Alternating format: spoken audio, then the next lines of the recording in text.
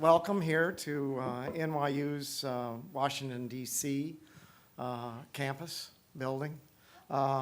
It's a pleasure to be here, and we're going to be talking for a little bit about sort of this cleavage that exists within the electorate and within the American public about government reform.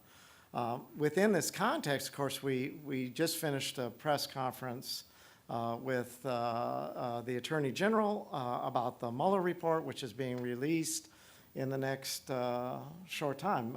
Discs being moved up to Capitol Hill and so forth, and that's going to come up in the conversation as well. I'll give an introduction to the findings of our latest analysis.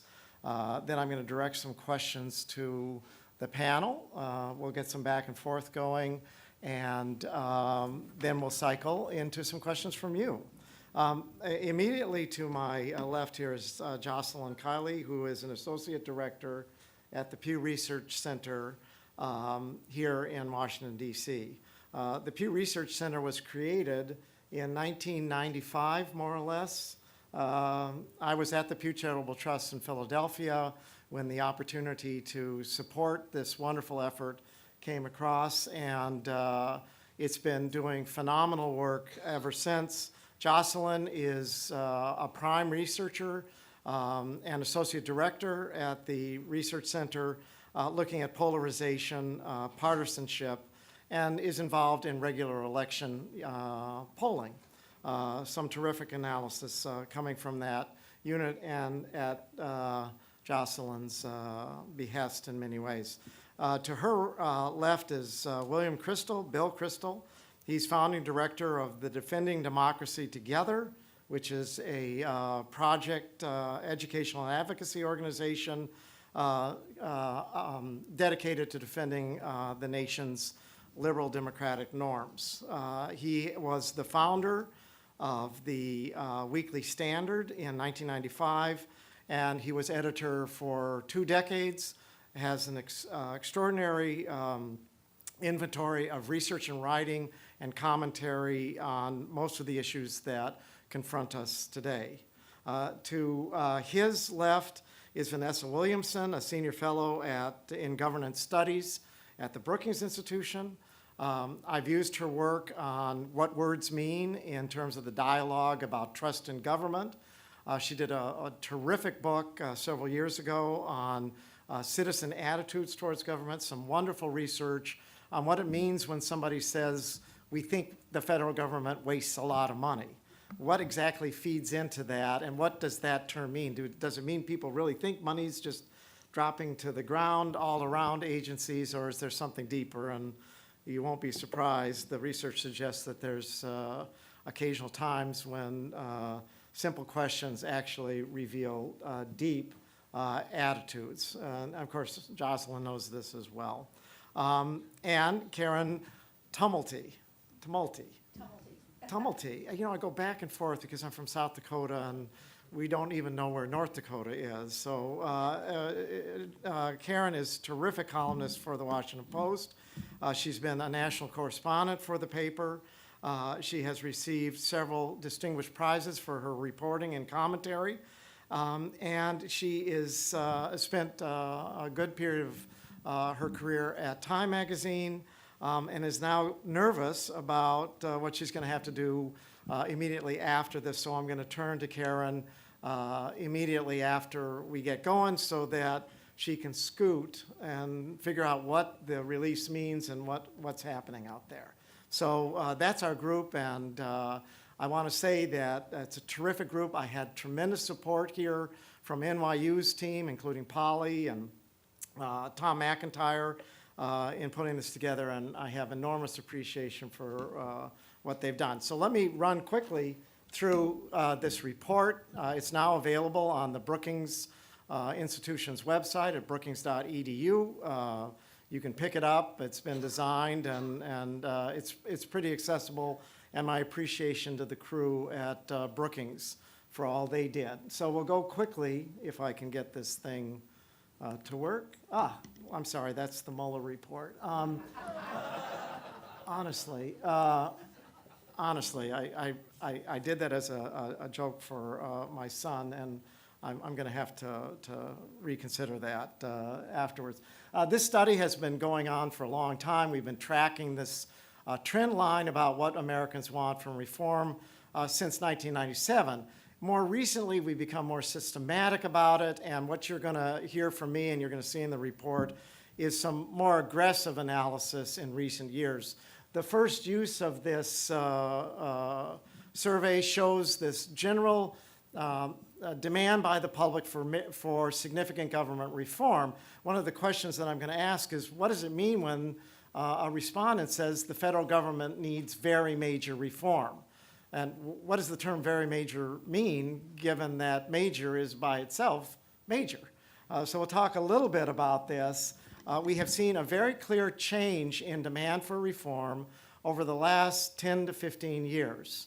In 1997, when the question on how much reform does the federal government need was first asked, about 37% of Americans said very major. Last time we asked it, we were in the low 60% range. So there's been this rise, and the rise is punctuated because the question wasn't asked in every survey. It was asked at several key intervals, and you'll see that in the trend data. These are the two questions that were asked. Which of these statements comes closest to your view? Very major reform, basically sound and needs only some reform, or doesn't need much change at all. And in my analysis, I have started to just drop that third category now because it's a very small number of respondents who say not much change at all. We won't go into that in more detail. Glad to talk later. And then we have the second question, would you rather have a smaller government delivering fewer services or a bigger government delivering more services? And these come together in these four reform groups that we can identify in the survey research. The dismantlers, who favor very major reform and a government that's smaller and delivers less. The dismantlers, as you might guess, form the core base for Donald Trump. And they were at the core in 2010 for the Tea Party revolution. These are people who have a very visceral response to big government, and they're asking for less, and they want major reform. When you read deeply into these surveys, we pick that up, and we'll talk about it in a little bit. The second group are the rebuilders, as I call them now. So these are people who want more government and more services, bigger government, more services, and also want very major reform. In 2016, in some of the charts in this report, which we'll run through very quickly, the expanders were the core of Hillary Clinton's support. People who wanted bigger government, more services, and felt that government was pretty much, that the government was pretty much okay and needed only some reform. So the expanders in 2016 were the single largest percentage number of supporters for Hillary Clinton, the dismantlers for Donald Trump, the streamliners, a small group, generally Republican in tone, and they were, about 15% of the electorate at that point, or the American public at that point. At any rate, we find among the dismantlers and the rebuilders this tremendous cleavage right now. And it's my argument in this report that this is the cleavage that will determine, or the debate at the intersection of the cleavage is going to determine, or be a major determinant, I should say, of the 2020 election outcome. These two groups share a great deal of distrust and enemy towards the federal government. You see it down the list. For example, that these respondents are more likely than other respondents to say that their side has been losing more than winning of late. They're more likely to say that the federal government is almost always wasteful and inefficient. So let's go into it. We see that the amount of demand for government reform has increased from 37% needs very major reform in 1997 to 63% in October, just before the election of 2018. We did a survey a couple of weeks ago, and that number is down a little bit. There's some evidence that Democrats are saying, well, government is a little bit less in need of reform now that we have a Democratic majority in the House, but we're still at about 58% of Americans saying government needs a great deal of reform, very major reform. And then you see that the number who feel that it needs only some reform has declined over time. So we're at this point where reform is imbued with this notion that government's not working. We already looked at some of the agreements. Let me go further. We see the rising demand here depicted in a simple chart. The demand for very major reform varied by party. There was an out-party kind of trend here where if you were a Dem and you had Bill Clinton in office, you were less likely to think that government needs very major reform in 1997 than a Republican. Today, there is kind of a general agreement across party lines about the demand for reform. This is the current trend line over time. The Brookings report has a more accurate presentation. These are Excel charts that I did, so everything looks like it's an interval of a few years, but in fact, the 2001 surveys were back to back to back right at the immediately before and after the September 11th attacks. But you can see the general trend. Over time, the number of people who subscribe to the expander's vision of a bigger government that delivers more but that needs very major reform declined, as did the number of streamliners. While in the second chart, the number of dismantlers goes up and the number of rebuilders goes up. And right now, they're at rough parity. The latest data that we have shows the rebuilders at about 31% and the dismantlers at about 34%. I'm going to ask Bill in just a little bit what happened to the dismantlers. How could the dismantlers go from 43, 42% right before Election Day in 2016 and tumble down? Has Trump been responsible for that? Is that because we've done some things to convince Americans that government's working better? What's happening with these trends? A little bit on the demographics. No surprises here. Dismantlers more male, more white than the rebuilders. This is kind of a discussion here that we've seen of what's been happening in the distribution demographically of support for Donald Trump and support and opposition. At any rate, I'm going to try to get to the end of this relatively quickly.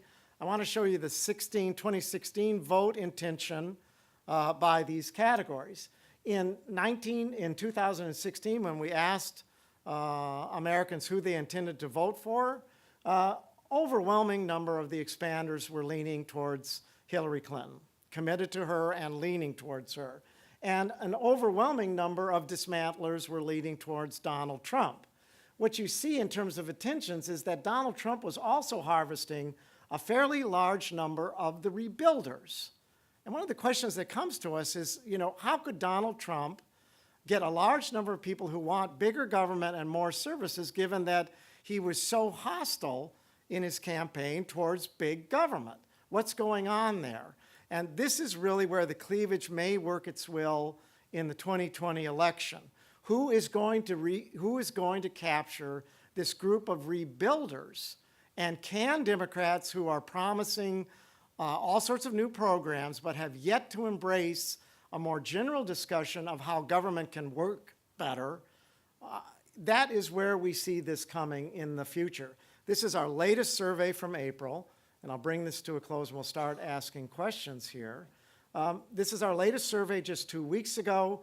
34% of Americans subscribing to this dismantler point of view, 31% subscribing to the streamliner point of view. And the expanders, which is theoretically the core of a lot of the promise making in the Democratic pool, are at the 17%, 16% mark. This is where the 2020 election may turn, in the fight between the dismantlers and the rebuilders. And what we're going to talk a little bit here with our panel is, first of all, does it make sense? What are we seeing out there? And does this measure of distance tell us, give us an accurate portrayal of what the next president will have to do and who's going to win the 2020 election? Not everything can ride on this. it's a simple indicator, but is this a reasonable portrait for framing what's going to happen in coming months? We have a couple of other areas here, and then we're going to turn this off, and I want to turn to Karen so that we can get started. So I'm going to come over here and sit down. This is all my chart making, and I must say, I wonder whether we actually, I'm not getting it here. Oh, there we are. So I have a set of questions for each of the panelists. Norm Ornstein was going to be the moderator today. He could not make it because of a personal reason, and he said, you can do this. And I was like, I'm not so sure, but I'll do my best with this panel. So I want to turn to Karen first and say, what are you seeing here? I mean, does this resonate with your reporting right now as you look at the field? It does, but I think, and as is so often, as is almost always the case in politics, half the job is defining the question, which is, what's the issue that you're talking about if you want government to work better, or increasingly, as the way I hear it defined on both sides, put government on your side as opposed to the other person's side. And, there's separate conversations going on about this. There's a conversation going on within the Democratic Party, and the conversation that Trump would like the election to be about, which is, as you were talking about, the size and role of government. What should government be doing in your lives? Which is why the Democrats are arguing over things like single-payer health care, which is, they call Medicare for all. It's really at the heart of the conversation about the Green New Deal. What is it that government should be doing?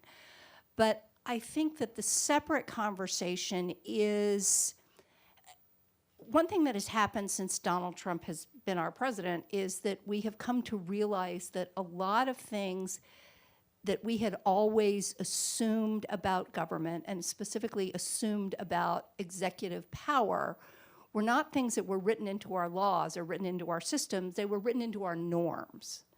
So, we assumed the president would release his tax returns. We assumed the president would not have the White House full of his relatives. We would assume the president would not be operating his business out of the White House. And so one thing you hear a lot about on the campaign trail is also kind of fixing government so that what we assume to be norms are actually built into the system.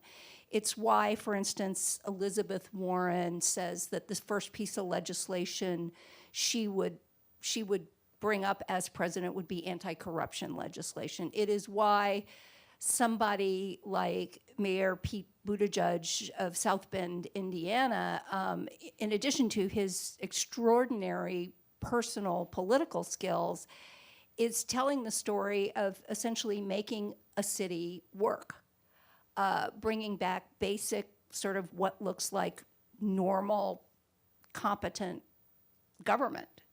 And so I think that as the election goes on, it really is going to be a question of who gets to decide what we mean by reforming government. Well, I mean, in the Buttigieg case, he's the only one who's really talked at even a little bit of length about making government work. He's talked a little bit about, he would have been run out of town if he couldn't fill the potholes, but there's an issue of efficiency versus effectiveness. I mean, those are words, that are music to my ears as a public administration-y type, but I'm not sure economy and efficiency are the terms that resonate. Do you think, and we've got the For the People Act, but that doesn't really deal with government operations and performance and spending and so forth. I sometimes wonder whether Jimmy Carter would be the candidate that you would want for this kind of data presentation, that he really talked a lot about making government work and reorganization. Is there somebody here who can go deep on this, or? I would assume it would be somebody who has executive experience. So, there are a couple of governors in the race. The other thing is just right now the sheer size of the field. We're talking 20 semi-announced candidates. Right now, they're sort of duking.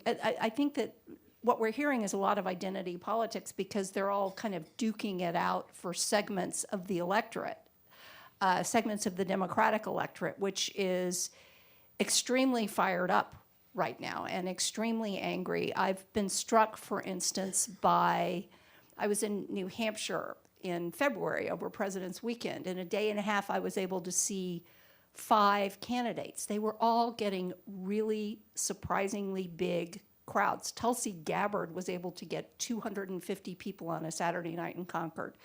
I think at this point, because the field is still so big, because we haven't even had our first debate, I don't think the race is really settled into what it's going to be. And I also think that once it becomes one of them versus Donald Trump, it's going to be a completely different kind of conversation. Bill, you're nodding your head. I mean, just a couple of reactions to the presentation as a whole, and I sort of building on what Karen said about campaigns are sort of unique and idiosyncratic. I guess I would say that reading the report, looking at the slides, it feels to me like actually the pre-Trump split between the Republican Party and the Democratic Party. I mean, and in fact, the data looks like it hasn't changed that much in 20 years. 58% thought there should be very major reform of government in 1997. 58% believe it today. Predictably, liberals and Democrats want the reform to be a sort of expansion and reform, and the Republicans and conservatives want it to be reduction and alleged reform or dismantling and reform or whatever. And that, I think, would perfectly characterize, I mean, that does characterize pretty well the two parties over the last, I guess, I think your work shows some of this, the last 15 years or so. I mean, it gets more pronounced on the Republican side with the Tea Party.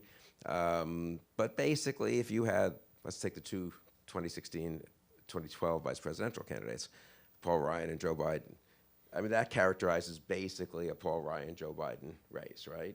Kind of a biggish government, moderate liberal, sort of for fixing it too, and a smallish government, conservative Republican for, we can't afford this and we have to reduce it, plus personal liberty, is more important than some of these benefits. I guess I don't think it I mean, some of the data for 2016 maps it, because at the end of the day, for all that Trump was an unusual candidate, in the general election, Trump got 91% of the Republicans and Hillary got 92% of the Democrats. So it just looks like, it's not clear to me what you can deduce from that about Trump. That's really, I think, at the end of the reason Trump managed to squeak out a victory is all the reluctant Republicans came back at the end and they had a standard race that the numbers are almost identical actually to 2012 in terms of a 4-point gap in 2012, 3-point gap in 2016, and Trump just had a better distribution of voters in the Electoral College and got a little help from Comey and so forth. So I guess I don't know that it will characterize 2020. I guess that's where I would differ.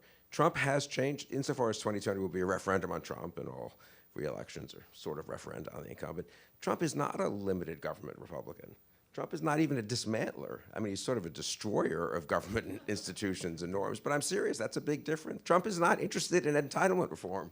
If you had said 5 years ago, when Ryan was rising in the party and Romney and Ryan had gotten 47% of the vote, it wasn't that bad against the incumbent Democratic president, and then won Congress in 2014, if you had said we'd have a Republican president and a Republican Congress, and you would have 0 on entitlement reform, 0 on any serious attempt to even cut government, honestly, and they have sort of nominal budget that they don't fight for much on the Hill that has some of the standard cuts, totally cheerfully running trillion-dollar deficits. Trump's deficits are going to be larger in his first term than Obama's were in his first term, and Obama was, to be fair, coming out of presiding over a horrible recession, and there was a reasonable case for running big deficits, even from a more traditional point of view.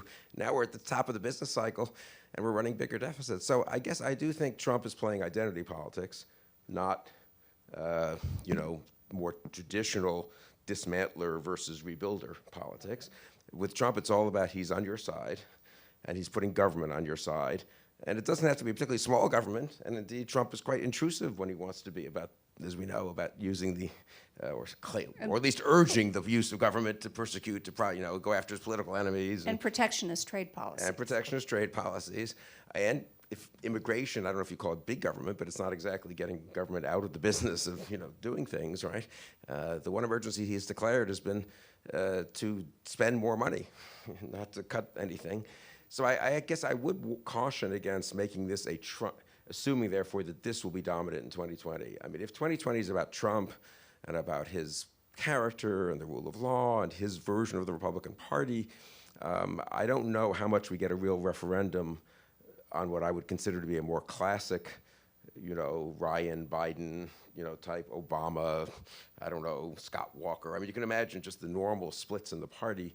I do think this maps it quite well, but I do think Trump has shaken things up. Now, there's still the two parties, and still most Republicans are for cutting government, and most Democrats aren't, but I guess I would be dubious that this emerges as a big theme.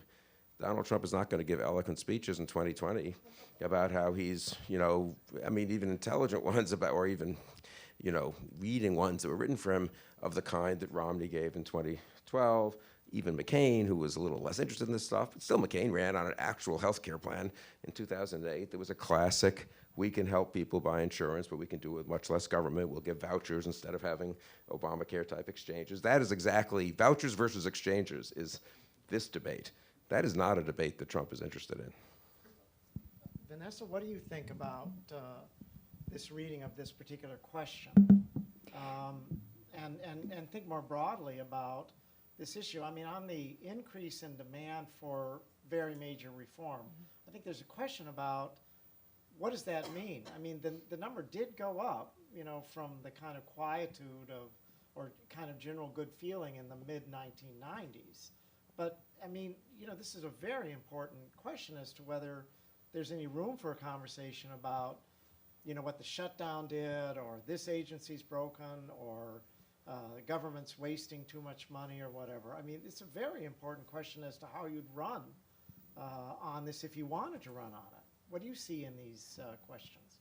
Yeah, so I think there are two things going on. The first question about the need for major reform probably taps into quite a few different things. I think that will tap in, at least in part, to the Trump phenomenon in terms of the breaking of norms and all the things that you laid out there. I think it tracks very closely with the Gallup data suggesting that for the first time in a very long time, the economy is not a top issue for the American people, and the top issue for the American people has consistently been good governance, right? And I think that that's capturing the sort of concern centered on Trump, but sort of more broadly about gerrymandering and various ways that the sort of apparatus of the American government doesn't work very well, shutdowns and that sort of thing. So I do think that's there in the reform question. On the size of government question, I think you're really right that the sort of classic divide of the Republicans and the Democrats has been on this question of whether the size of government should be larger. But I think we need to, if you want to understand how people think about those questions, it's worth disaggregating a little bit. So a survey that I did at one point was asking people what they were glad their tax dollars did and what they were upset that their tax dollars did. And I looked at that on two dimensions. I looked at both how popular things were, that is how often something appeared in the category of glad versus upset, but I also looked at just how often items got mentioned. And so what I found, and it fits with a lot of other research, is that there are a whole set of government programs that are very popular, consensus level popular among Democrats, Republicans, doesn't matter, and those are local services. And so the most salient among them is things like roads and schools. Everyone thinks government should be doing that. Everyone thinks they're glad that tax dollars are spent on those things. And then you see like a decline in the attention paid to the issue, but people still really like it. So not everyone mentions the sewer system, but everyone does think government should do it. So that's like a whole category of things about which there is a really largely a consensus opinion among the American people. Then there's everything else, and especially the things the federal government does, right? So, and in that area, these are things like healthcare. Oh, Social Security also tracks up there with your local benefits, right? Healthcare, military spending, highly controversial, and then, of course, spending on the poor. And if you ask Americans about what the government does, the most common thing that anyone will mention is redistributive programs, right? So welfare, broadly speaking, but things like SNAP, TANF, like all the programs that traditionally helped low-income people. And when you're talking about whether the government should be involved in giving a hand up to poor people, you tap into some very long-standing divides in the American public, racial divides in the American public, ideas about who is poor, who is deserving, right? So your question managed to wrap those things together in a way that I think is really interesting. So I think on the one side, you have this question of the institutions of government and how well they work, and to some extent how personally corrupt Donald Trump is. And on the other side, you have this long-standing divide about whether government's role is in helping low-income people. Gotcha. This is not your question. but it came out of this stream of questions that the Pew Research Center was doing on trust in government. Really wonderful surveys. Are you going to do a new big trust in government? I think it'll be a little while before we do another major trust in government survey, though we have kind of recently done a small, we do occasionally update these things. So, just a couple weeks ago, finding what we know that about 20% of Americans say they have a lot of trust in government, and that's been basically where we've been for 20 years. So we did do that survey recently.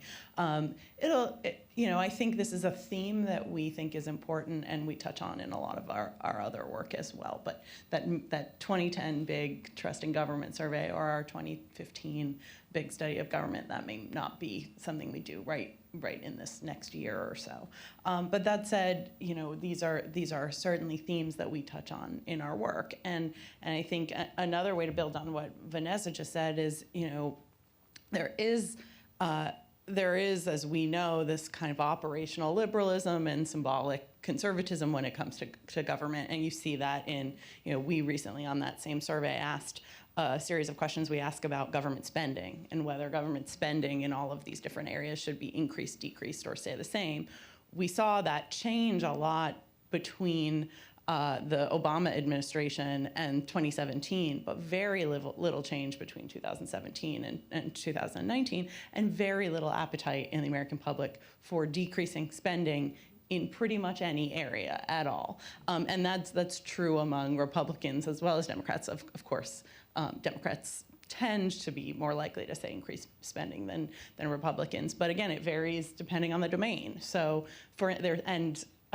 transportation is one of the few areas of consensus. Transportation and infrastructure spending, both Democrats and Republicans at high rates say spending should be increased. But there are big partisan gaps on things like spending on the military or spending on the poor and so on. So all of that suggests that, once again, that when we talk about what it means, when we talk about what even a smaller government means, or what a bigger government means, or what reform means, it means different things to different people.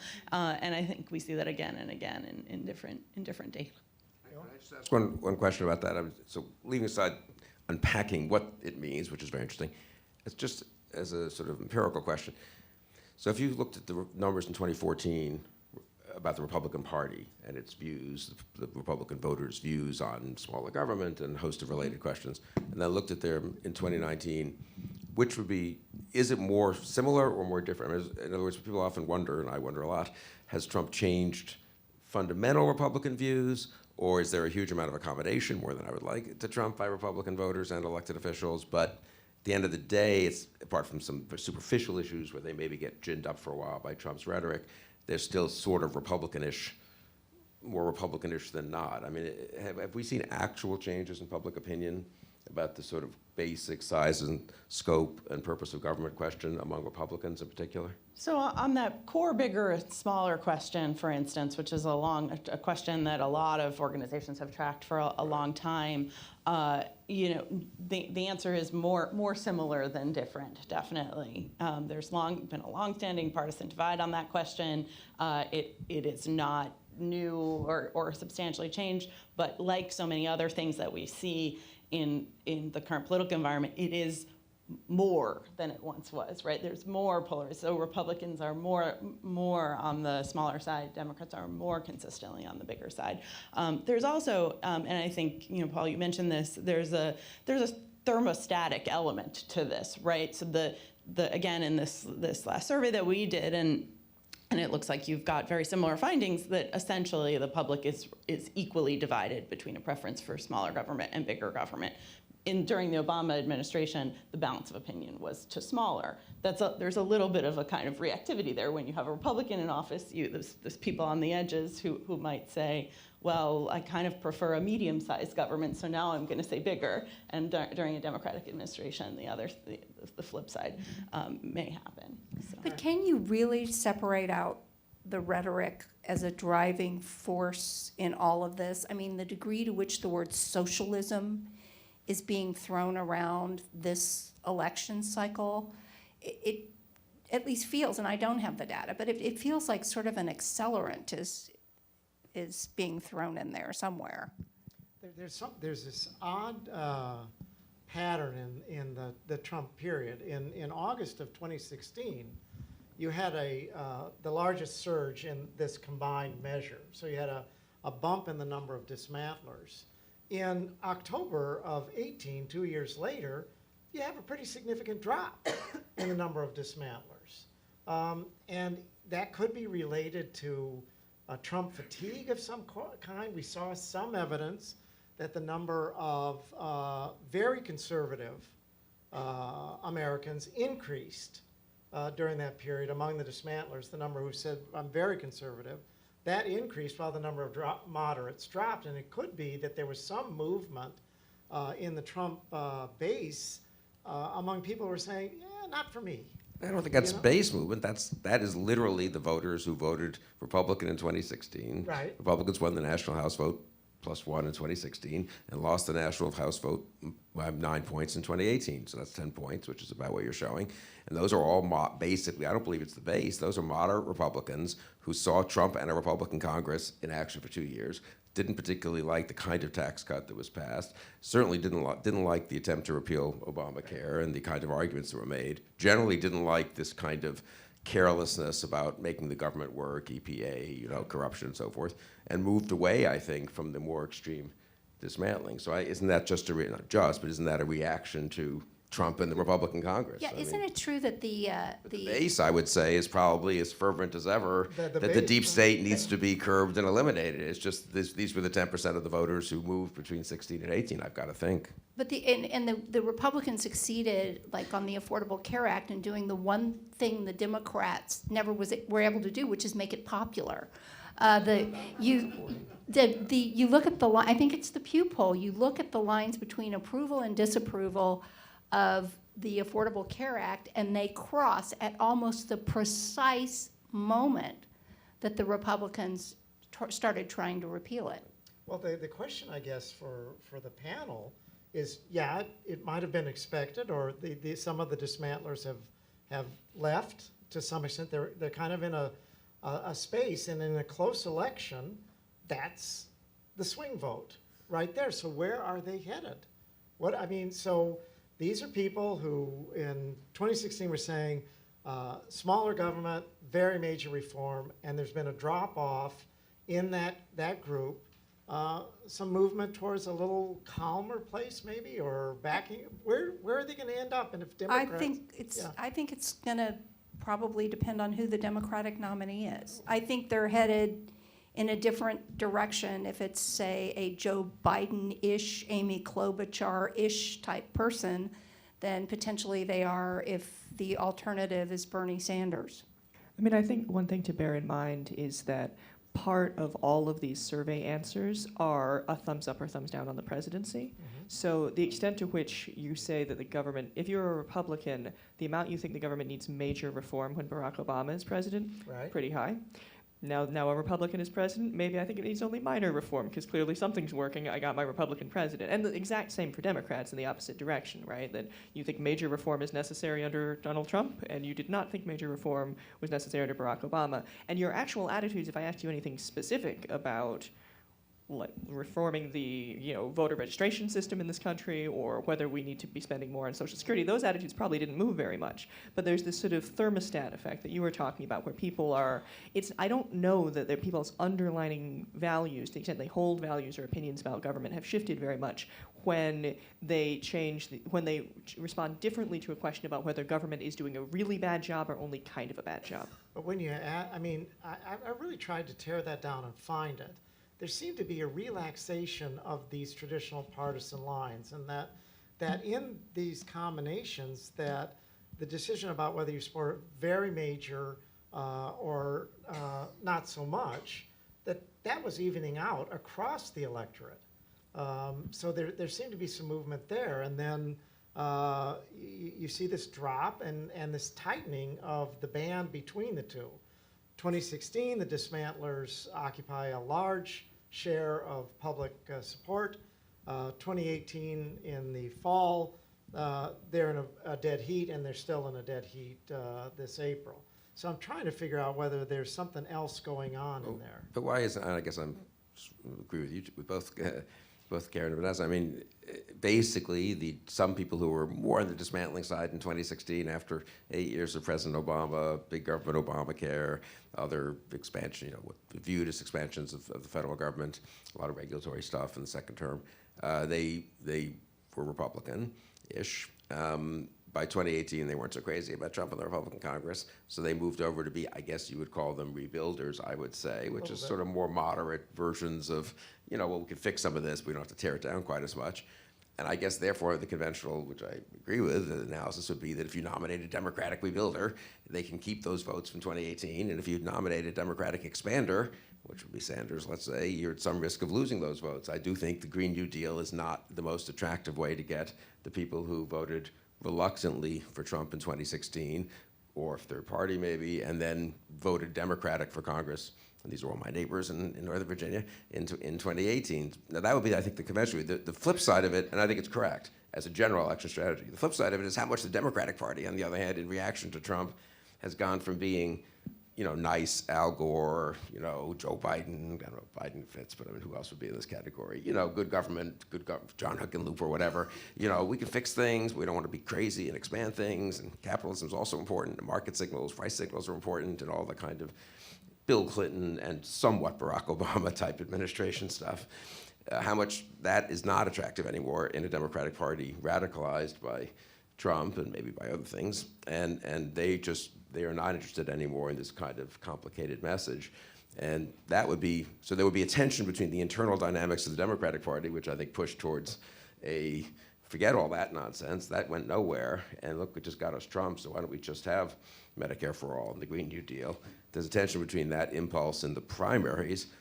I think there's a tension between that and what would work in a general. Maybe that's too simple, and maybe it would work in a general too, and these things are always more cross-cutting and complicated than one thinks. But I guess I do have that fairly simple-minded view that their general election, those voters have a certain, would like one Democratic message a lot more than another Democratic message. If I can jump in on that really quickly, I think one thing to remember is that there's sort of two aspects of what makes a candidate seem like not a dismantler, the opposite. The big rebuilder, yes. There are two things working there. One is the policies, but how extreme a policy seems to people who do policy all the time is not how extreme a policy seems to people who don't follow politics closely, right? So Medicare seems like a very middle-of-the-road program to a lot of people, so it may be, I don't know, that Medicare for all, on first read, people are like, oh yes, it's like Medicare, but for all. That sounds very normal and moderate, right? Now, of course, if we are very engaged in politics, we understand that this is the position of the left wing of the Democratic Party, so that's how it's treated. And then at the same time, there's the sort of affect of the candidates, right? So you have your candidates who, like Bernie Sanders, are very much about, I am not, with the mainstream of the Democratic Party, we're gonna change things, right? But you could have a candidate with that kind of affect without necessarily proposing the most sort of progressive solutions, right? So, and I think that people sometimes pick up on the affect of the candidate more completely. Well, I know that they pick up more on the affect of the candidate than the actual policies they're proposing.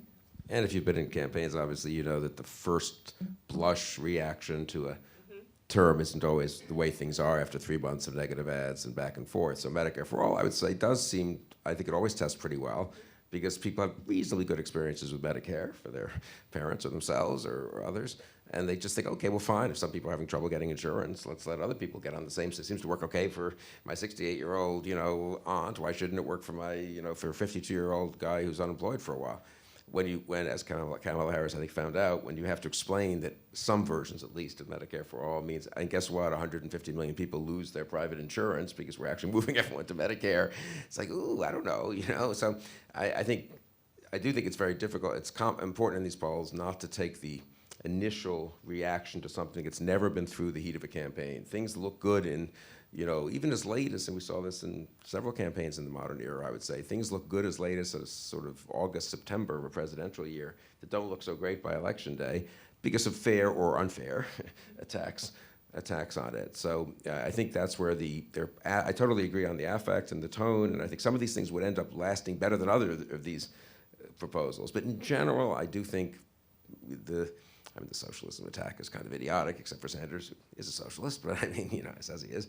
But, having a good answer to that would be, if I were running the Democratic Party, I would want to make sure that these things are thought through so that the second and third tier of the debate gives you pretty good inoculation against you were just some, insane person who wants the government to run the whole country.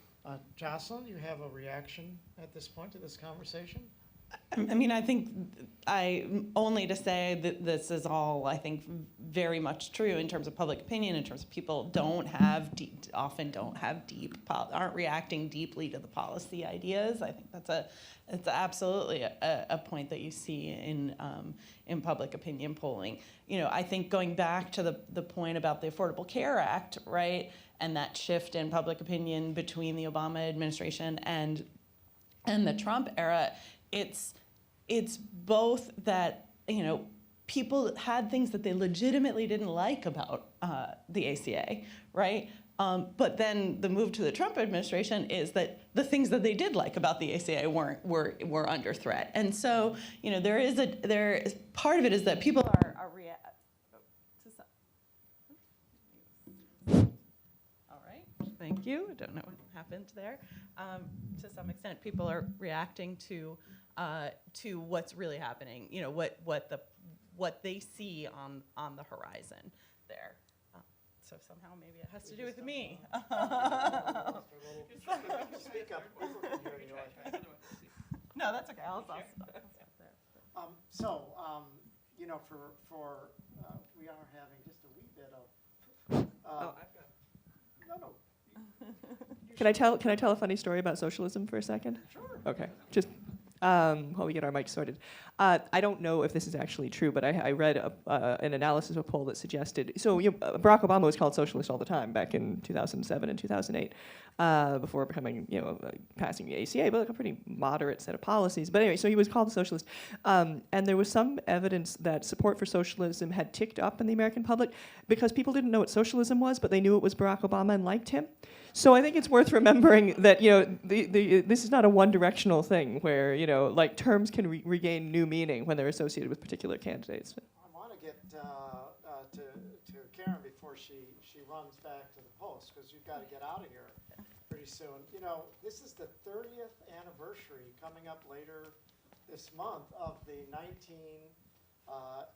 you're going to try another one? Ooh. It's the 30th anniversary of the 1989 National Commission on the Public Service. Paul Volcker was the chair. The report was presented to George H.W. Bush. There was this moment where people were thinking, we can do something about getting good, bright people into government and repairing these antiquated systems and making government service cool again. I remember that was a theme in recent years, these kinds of things. So I'm sitting here saying, well, the only lever that people like me who work in these areas, and I was involved in that commission for a moment and had the opportunity to work with Mr. Volcker, we kind of say, well, sure looks like a candidate could make something here in 2020 on government reform, making government work better.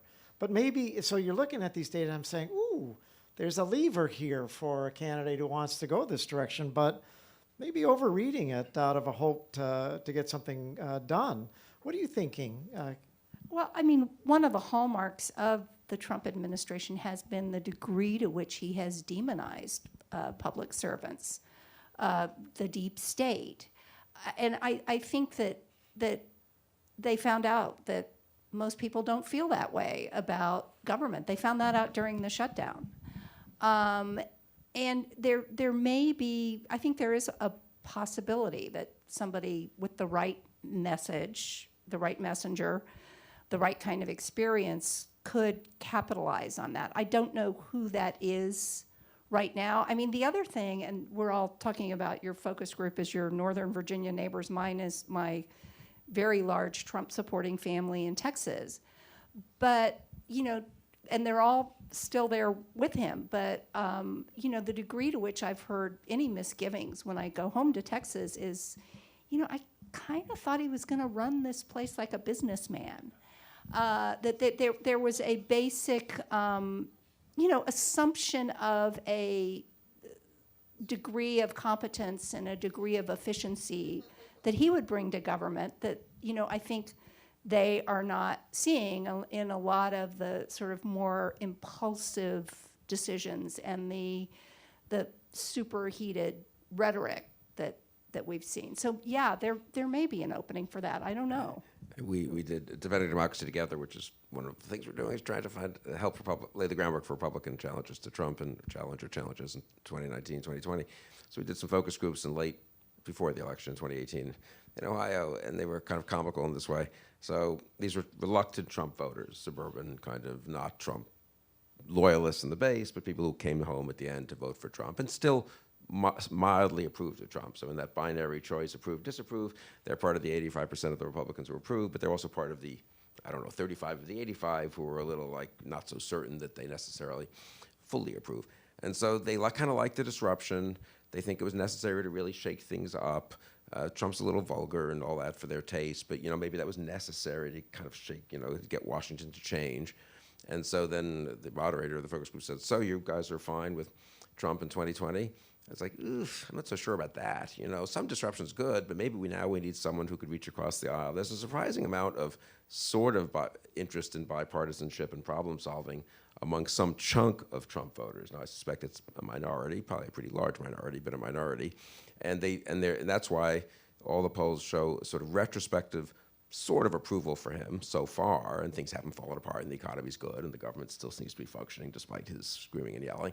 But nervousness going forward, because people really they do want a government, I very much agree with this, they sort of are not idiots. I mean, they kind of know that we kind of need a government that basically functions, and they don't want so much disruption that A, services don't get delivered, and B, we really do have shutdowns for 35 days every year or something like that.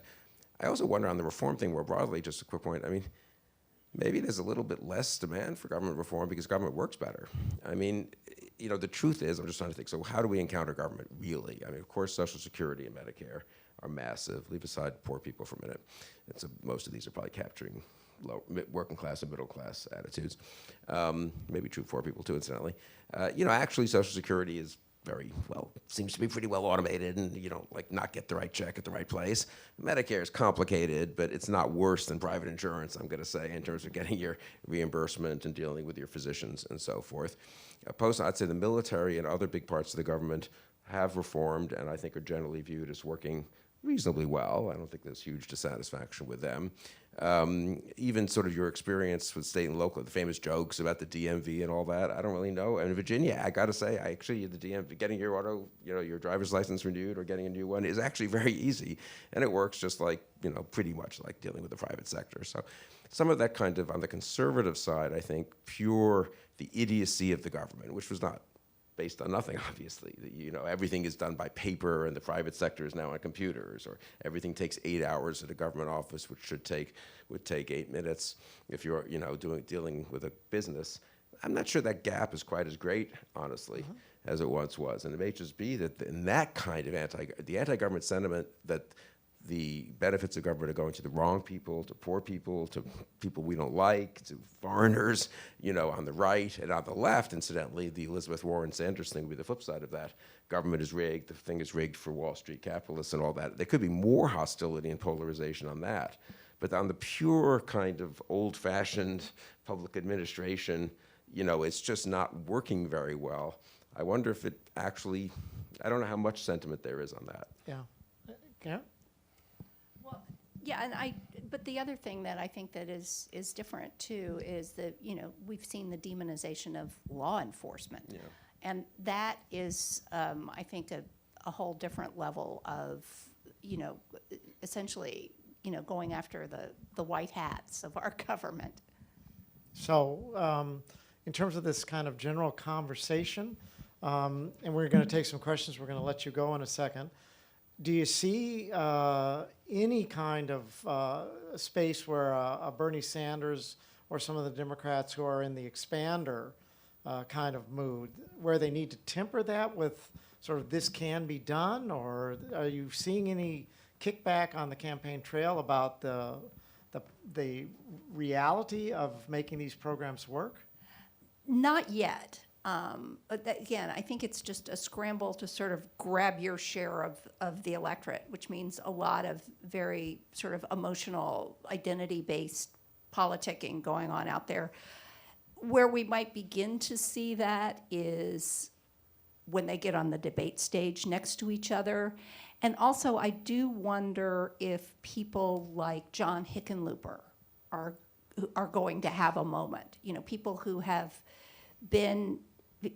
not named Pete Buttigieg, who have been recently in an executive position, have a chance to talk about that. I just don't know if that is going to happen. Vanessa?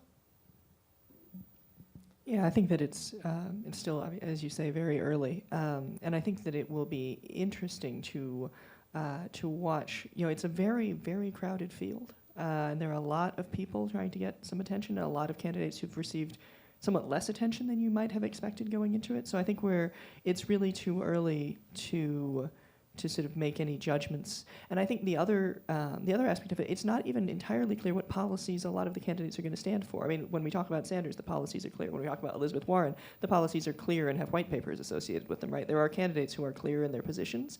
But Beto, I'm not so sure. Even Buttigieg, I'm not totally sure what positions are going to come with the sort of affect of the character that they're sort of portraying in the campaign. Do you see any shelf life for the For the People Act and these kinds of ethics in government kinds of reforms, corruption, so forth? I think this is something that if you, as a sort of follow-on project to the previous work I've done on the Tea Party, there are some really great people looking at the Indivisible movement, which is a movement that came out very much in response to the Trump era, and has focused very heavily on the kind of good governance reforms. Very concerned about those issues. So I think that HR 1.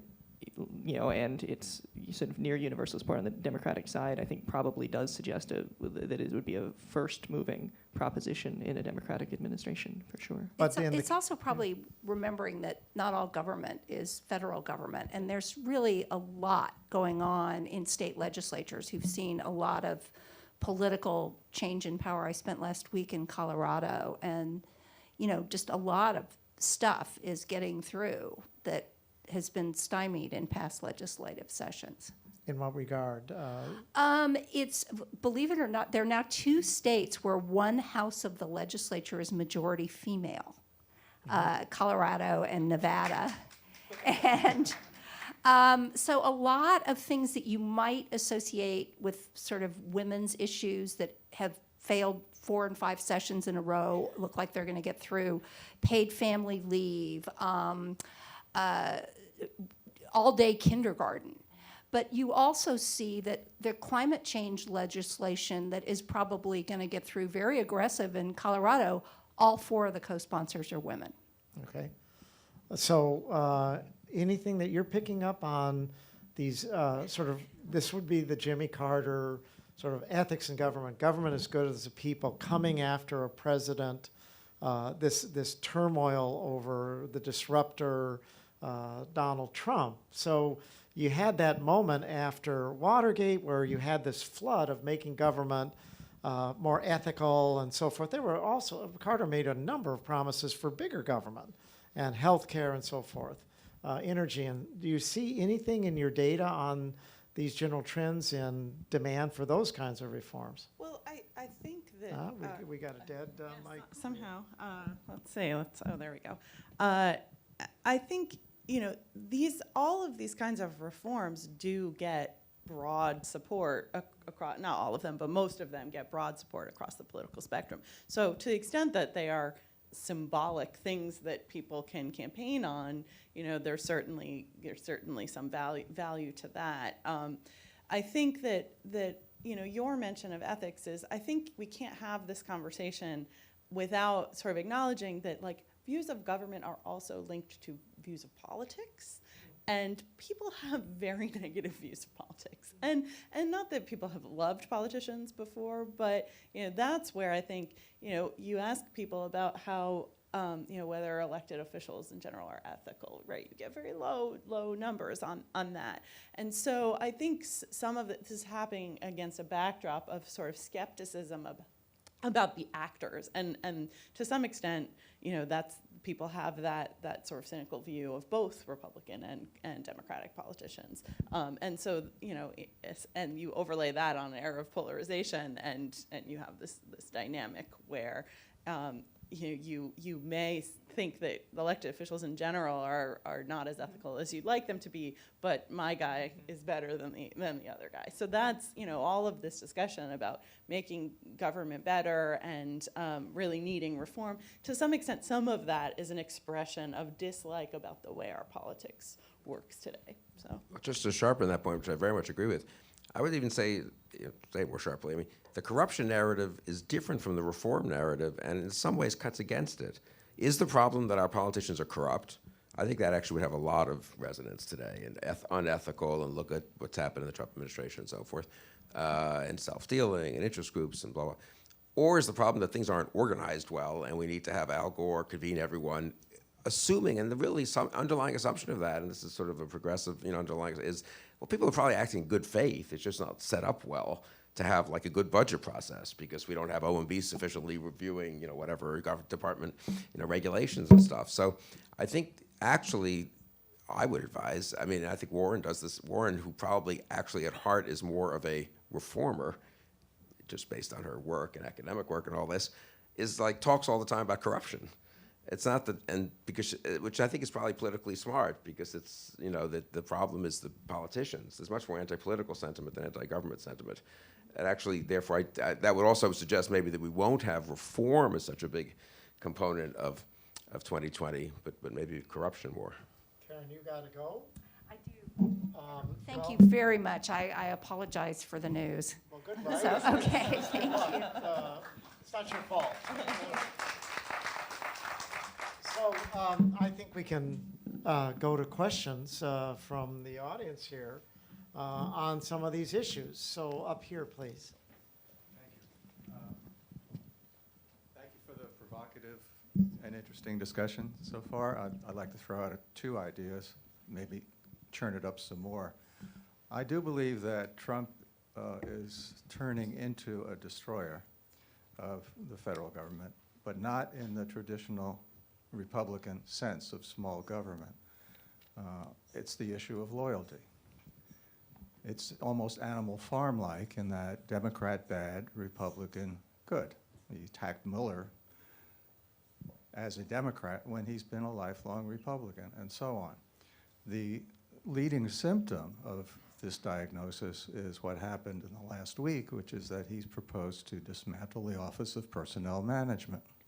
And I believe that's a first step toward a Jacksonian spoils system, where the loyalists have the power and anyone else has no power. Just throw that out for discussion. The second observation is that in 2016, there was a remarkable number of Bernie supporters who voted for Trump. And that suggests to me that what people were looking for was something substantially different from the past, perhaps reformer type rather than incrementalist. And I think the Democrat best situated to beat Trump next year will be that kind of a person who arouses the emotion of big change rather than tinkering around the edges. Thank you. Why don't you take a first whack? Go ahead. Sure. So a couple of things. I think that the idea that we could end up with a large and deeply corrupt government is one that I worry a great deal about. Whether you think government should be large in terms of the services it provides to people, or whether it can be large and not provide services at the same time.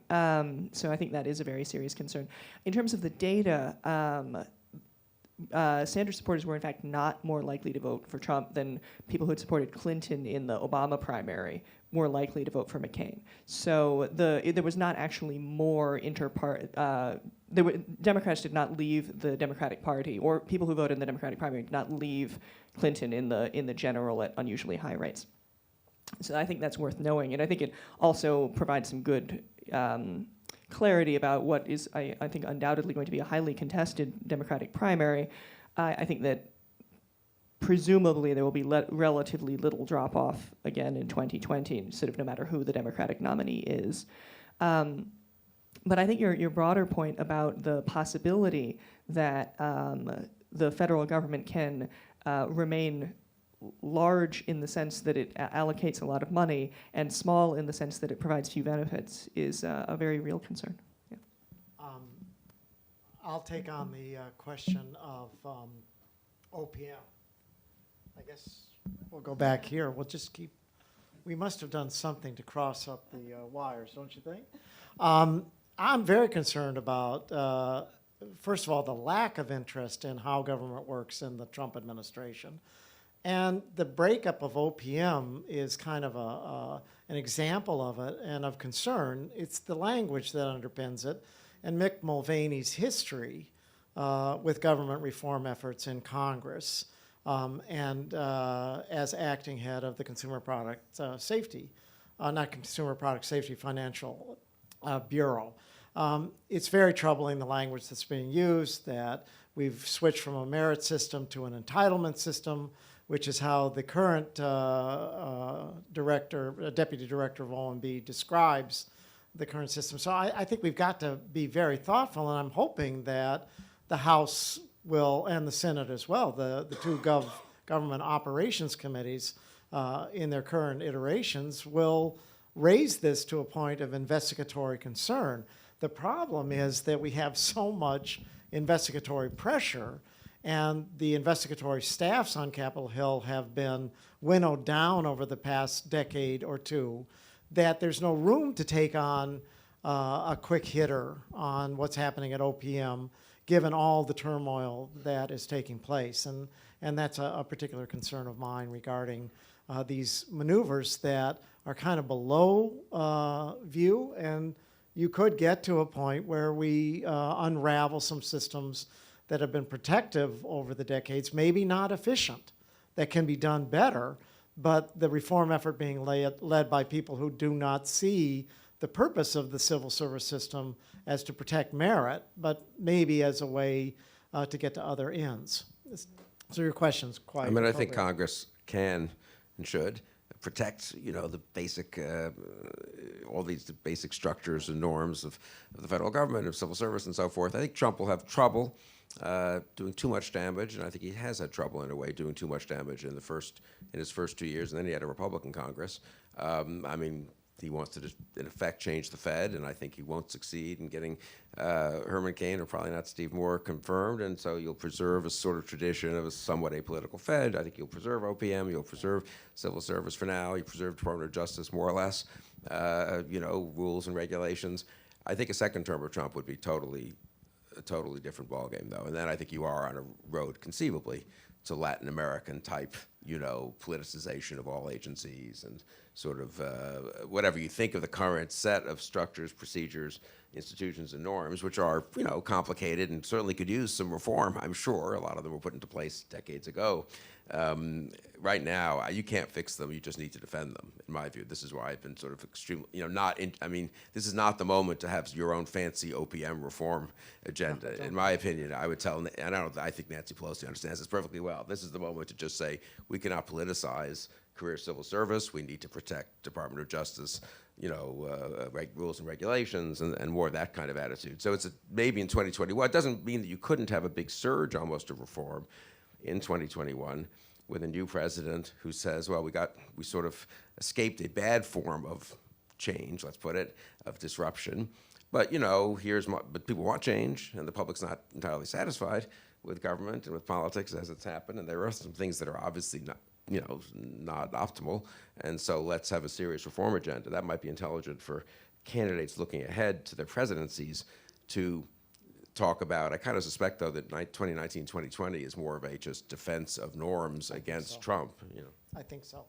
Way back in the back.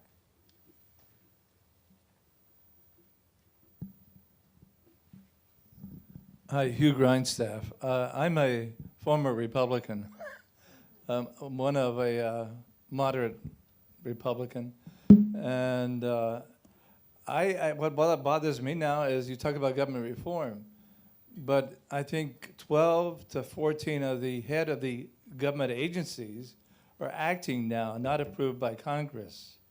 And how can you have reform with people like that who can be approved by Congress. And also, it's kind of funny how the guy who kept Merrick Garland out of the Supreme Court is now having a Russian factory built in his district at home. And, Well, one of the ironies of this period has been the use of vacancies and the layering of the federal government. Donald Trump, before he became president, complained that there were too many people over people in the federal government, but did nothing to delayer or streamline or whatever. So what you have are these vacancies that create what I'd call a necklace government. You've got department heads, you do have actings in several places, but you've got these dense networks of nerve endings or nerves that lead down to the bottom of government. And you're seeing the effects, whether it's through the shutdown, its effects on the FAA and its engagement in the Max 8 review, or you see it in other agencies that are just poorly led. The president does not have an agenda, so his lack of action on some of these things creates vacancies and vacuums that kind of work their will in a random way. We really don't know which agency is going to fail because of X, Y, or Z, but the odds are that that there's one or two that are going to have a very serious problem. It's going to pop up. We've got another breakdown in the federal government, a highly visible breakdown like we saw at the border, and suddenly you've got more fueling of the demand for very major reform. He's just doing a lot of damage, but it's kind of a random. There doesn't seem to be a strategy there other than chaos. To me. But I would say the failure of Congress to meet its responsibilities is really shocking. I mean, I came to Washington in '85. I mean, Congress at that point took its role and responsibilities quite seriously in overseeing the federal government, not just scandal overseeing, but actually making sure that programs were working as they wished them to work, sometimes which incidentally wasn't probably the best way for them to work, but if they were a powerful subcommittee chairman, you had your views about how I was at the education department, how some tiny little program should work, because you had some interest in it. But they were very diligent. You could not leave vacancies open long because they knew that was a way for you to avoid congressional confirmation and congressional scrutiny. And so they would start harassing you. I was chief of staff at education, so I'd get calls, why haven't you filled the assistant secretary for vocational education yet? And certainly in terms of reports to Congress, the appropriations oversight, if you wanted to transfer $4 million, totally apolitical, from a research center here to one there because they were doing the more important research, and there was not even an issue about it. The other place didn't need the money or something. You still had to go to the Hill and talk to the subcommittee the staff director and really, get them on board this. There's been a total collapse in Congress, among other things that have collapsed in Congress, I would say, of that sense of sort of just routine oversight. So people come to Congress and they want to be on TV or whatever they want to do, or they want to have the the Green New Deal, and they don't actually want to bother with actually doing what subcommittee appropriations chairman and authorizing, chairman and ranking members used to do. The collapse of the committee system in Congress has been very bad in this respect because obviously you can't really oversee everything from the Speaker's office, so you do need to have these committees. So I think I'm not at all excusing, what's happening in the executive branch, but I think it's a structural matter. Having Congress needs to, there's a reason the founders were really concerned to have Congress have the ability, A, the power of the purse, B, the ability to confirm officials. When Whitaker was able to be put into justice, someone who hadn't been confirmed jumped over a whole line of succession, which previous presidents have pretty strictly adhered to. And then just have him running the Justice Department, never testifying before Congress, maybe once, I can't remember.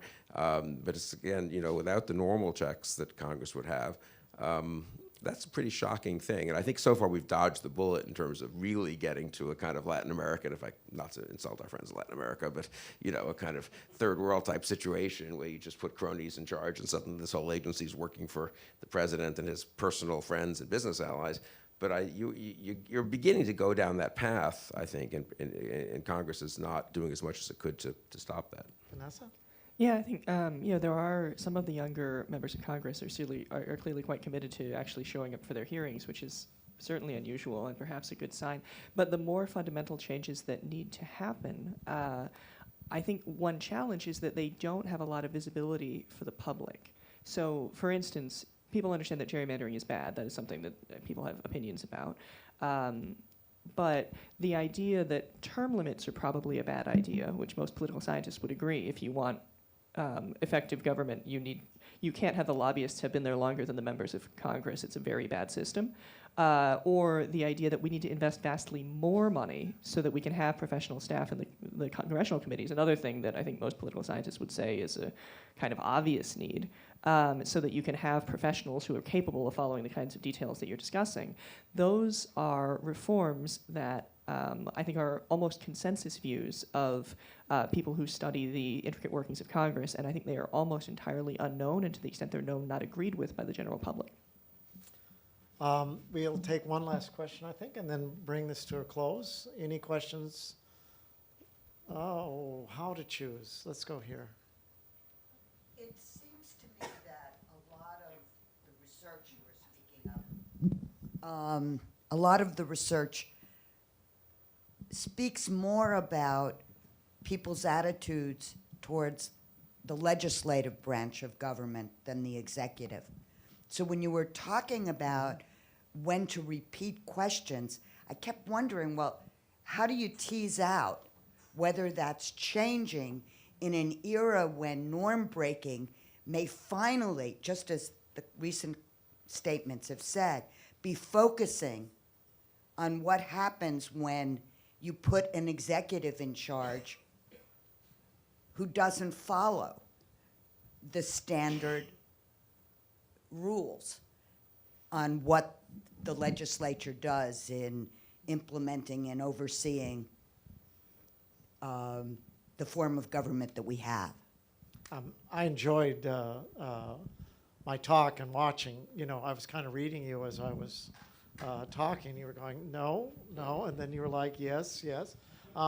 It was good to see your engagement. You're asking a good question. We use surveys sometimes. You know, it's fast. It's relatively less expensive. We go deep in some ways. The project you're talking about that you've been doing, the deep focus groups, you've done quite a bit. And my goodness, we've all done it. So this one is one that I'm still trying to tease out, to try to figure out, well, what should we say about this combination? And it could be that, well, it's kind of interesting, you know, but it's not determinative. Or it tells us something that kind of confirms what we're seeing in other indicators. So it's a good point, and I think all of us have done a fair amount of this work over time, and we always need to remind ourselves that, you know, going deep and really talking through and reporting on this is very important. But I think one just practical thing that happens, though, when you do polls, focus groups, or anything else, as you say, the legislative, executive branches are different, but in a hyper-partisan, very polarized electorate, which we do have, whatever the cause is, and whether we are inevitably going to have it for the next, I'm less certain than some people. It could swing back the other way. These things often do just what people think they can't, right? You get this kind of cyclical thing. But in a very polarized electorate, people ultimately, that's going to trump everything. So people can be a little disquieted about certain aspects of, you know, Trump's behavior and Scott Pruitt and, you know, Jared Kushner and all this. I suspect if you did polls in Missouri, you know, they aren't that different from polls in Illinois or Indiana about judgments on these things. And then at the end of the day, there's a Senate election in Missouri, and because we have such a polarized country in red states and blue states, the Republican candidate wins for Senate and defeats the Democratic incumbent. And because we have such, the internal structure of the parties is now so, I don't know what the word is, but centralized, but in any case, you sort of have to support Trump if you're a Republican. The Republican Senate candidate in Missouri, who in this case happens to be an intelligent guy who actually would be interested in, wrote a book about Teddy Roosevelt, so he'd be sort of interested in these arguments, is basically on board with just supporting Trump, I mean, at least publicly. So I do think a lot of the, what we might consider normal thrust of a kind of reform agenda that could get bipartisan support, which used to be the case with most of these reform efforts, it gets, I don't know, not obliterated, but, you know, muted a lot by the partisanship and the polarization.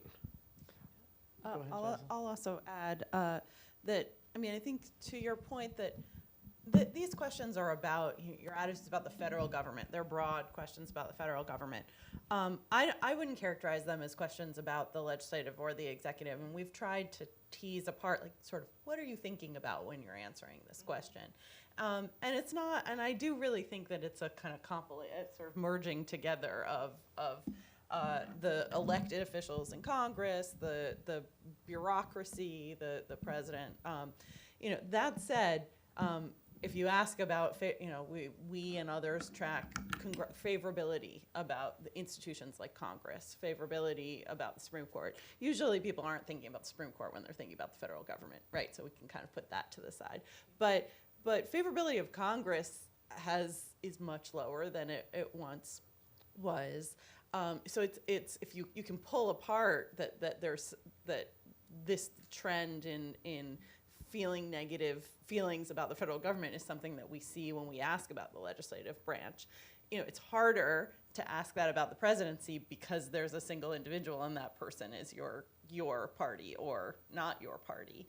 But what we do see when it comes to presidential approval, and this isn't unique to the Trump era, is that out-partisans are much more negative about the president of another party than they were if we go back to, Gallup has data going back to Eisenhower, right? So, of course Republicans had more favorable views of Eisenhower than Democrats did, but the gap was a lot bigger than it was for Clinton, than it was, and the gap for Eisenhower was smaller than it was for Clinton, and that gap was smaller than it was for Bush, and that gap was smaller than it was for Obama, and that gap was smaller than it is for Trump.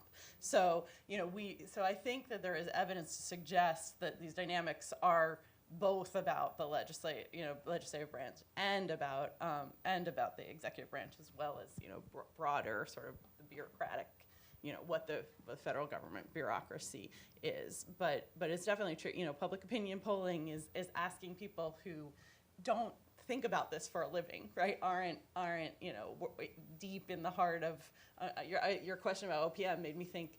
A lot of Americans would have no idea what OPM is, right? So, Yep. So we are sort of what the discussion that's happening at among policymakers and people who study these things is different than the discussion at the level of the average American. Well, I have learned a lot from this. We got to bring it to a close. Is it real quick? It's real quick. Okay. What we haven't talked about is the media. What we haven't talked about is the media Yeah. and what people are listening to. And when we were traveling west on I-70 during the election, and I said, well, I have to know more about Hays, Kansas than this motel along the road.